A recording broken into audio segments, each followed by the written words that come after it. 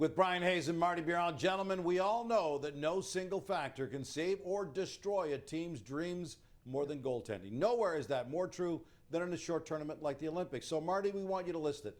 Give us your top 5 goaltenders going into the Winter Olympic Games. Okay, well, at number 5, it's Team Canada's Logan Thompson. I'm looking at him this season. Yes, there's been a little drop-off with the Washington Capitals, but he's still top 3 in the NHL in goal save above expectation, and he's ready for the challenge. So 5 is Logan Thompson.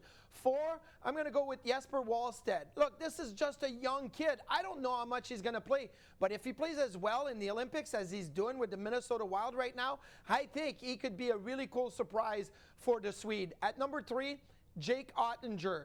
Look, Jake Oettinger, we all know, probably behind Connor Hellebuck with Team USA. But if he gets in, I think that the playoff success that he's at, despite the Pete DeBoer thing last year, everything else, I think Jake Oettinger is still a top 3 goalie at the Olympics. Number 2, I'm going to go with Philip Gustafsson. Yes, 2 goalies from the Minnesota Wild in the top 5, both of them for Team Sweden, and I think they'll both have a huge impact on the success or lack of Team Sweden, but Gustafsson is having a great season. And number 1, I am still going to believe in Connor Hellebuck.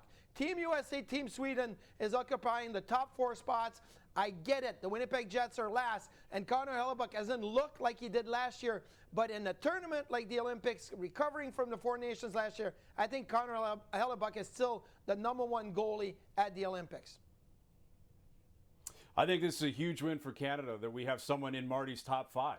I think that's a good thing. I honestly think a lot of Canadians are going in here thinking we don't have anyone in the top 12, top 14 with the discourse around this position and the narrative that's been driven.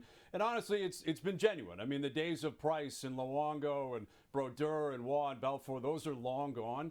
I'm not sure when they're coming back. I think there's a real chance we're having the same conversation in 2 years, in 4 years, hopefully not in 6 or 8 years. But the bar's been set, and it's lower than the bar that's set with the U.S., with the Swedes. If it's Thompson that's going to play, just be in the top 5. That's all you need. That's what I'm thinking if you're John Cooper. Listen to Marty, be in the top 5. If that's the case, I think Canada's going to be okay. All right, Marty, you've got Thompson at number 5. 2 Americans, 2 Swedes ahead of him on your list. With Canada's goaltending lagging that far behind those countries going in, what are the chances the rest of the Canadian roster could overcome that and still take gold? Well, absolutely. There's a big chance. I think if you look at the forwards, there's no other nations that have dynamic of forwards as Team Canada. They're going to score a lot of goals.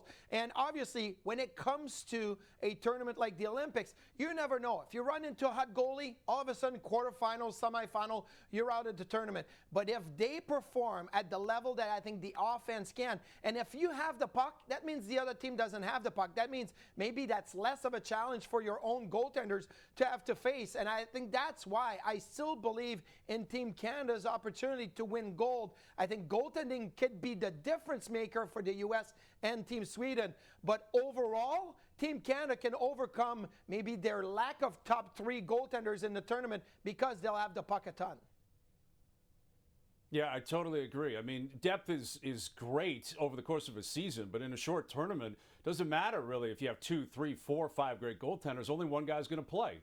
And if you're Canada, that's what you're looking at here. One guy, and he doesn't have to be great. He doesn't have to be spectacular. He just has to be good, and he's got to be clutch. He's got to be clutch in the 3rd period of a gold medal game. If it goes into overtime, if it's a tight game in the semis, that's when he's got to be clutch, which is what we saw out of Binnington at the 4 Nations. And I think Thompson, possibly Binnington, can supply that because of what Marty said. I still think Canada is the best team. They have the most apex predators in the sport. You got McDavid, McKinnon, Crosby, Celebrini, Makar. Those are the 5 best players going, in my opinion, based on the way they're playing right now. Maybe Draisaitl might put his hand up and say, throw me in the mix. But that's what Canada is going to be throwing over the boards every single game.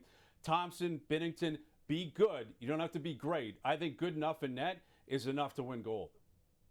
You know who else believes Canada's got enough to overcome the deficit in net? The bettors. Canada is still the betting favorite to take gold, followed by Team USA and then the Swedes.